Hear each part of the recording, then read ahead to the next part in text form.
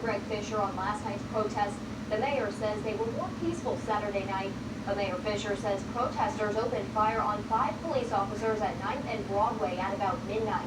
No one was hurt, but one officer says a bullet whizzed by his head. Another bullet hit a police cruiser. There are about 40 arrests last night. More details ahead on that later today. Several reports of shots fired and small fires were also out there. Fisher says there was some looting and burglaries, but not nearly to the scale we saw on Friday night. The 9 p.m. curfew remains in effect this evening. Acts of vandalism will be prosecuted. He thanks the governor for activating the National Guard. We have new pictures this afternoon of the aftermath from last night's protest in Louisville. Let's start near the corner of 6th and Jefferson. You can see someone cleaning up the window at a bus stop. There's also someone else pressure washing graffiti off the concrete there. And we're going to be able to see a statue here with a message accusing police of upholding white supremacy. And scattered protesters are already demanding justice for Breonna.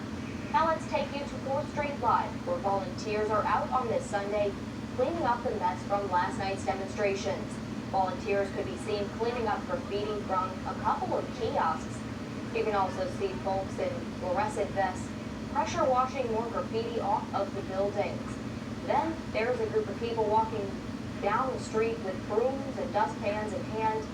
Spectrum News 1's Eileen Street was in the middle of the protest on Saturday and filed this report.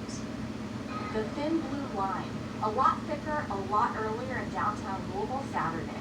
My life matters. My life matters. Compared to Friday, where clear presence of boots on the ground didn't happen until closer to dusk. An hour and a half before sunset, local and state police moved in on protesters, pushing them away from the center of downtown. Tensions rising with every step back.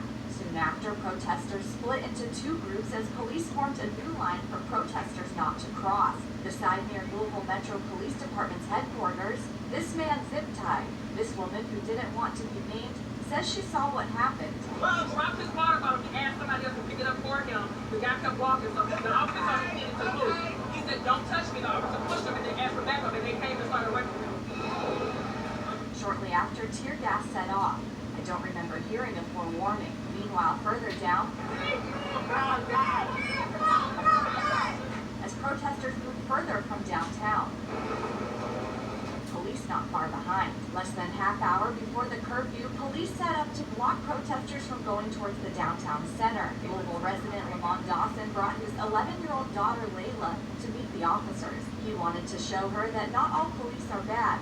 He is for peaceful protests, but is against what happened during Friday's protest downtown. To me, it's totally wrong. You're destroying hard work with restaurants and stuff, and you're destroying businesses that we pay taxes for. We got to pay for that.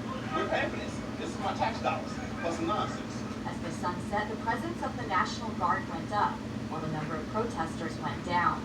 But some chose to stay despite the 9 p.m. curfew. Eileen Street, Spectrum News.